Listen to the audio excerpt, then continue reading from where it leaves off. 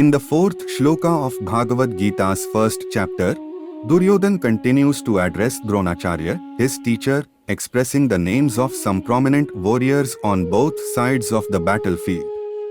The shloka goes as follows. Atra shura maheshvasa bhimarjunsma yudhi. Yuyudhano viratashch drupachch maharatha. Here in this army are many heroic bowmen equal in military prowess to Bhima and Arjuna, great fighters like Yuyudhana, Virata, and Drupda. In this shloka, Duryodhan mentions several prominent warriors on both sides of the battlefield. He acknowledges the exceptional skill and prowess of these warriors, comparing them to the mighty warriors Bhima and Arjuna. Duryodhan mentions Yuyudhana, who is also known as Satyaki, as a great fighter equal to Bhima and Arjuna in terms of martial abilities.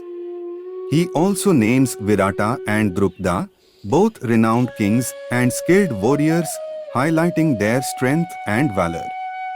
By mentioning these warriors, Duryodhan aims to instill confidence in his own army and boost their morale.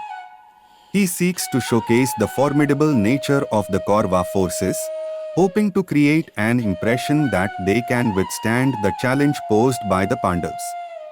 However, this shloka also serves as a reminder that both sides possess remarkable warriors and that victory cannot be determined solely by physical strength or military prowess.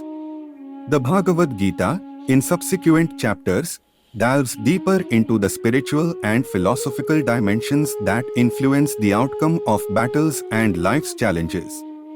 Overall, the fourth shloka of the Bhagavad Gita's first chapter provides a glimpse into the array of warriors on both sides of the battlefield, highlighting their martial prowess. It sets the stage for the broader teachings of the Bhagavad Gita, emphasizing the importance of spiritual understanding and inner strength in overcoming life's obstacles and attaining true fulfillment.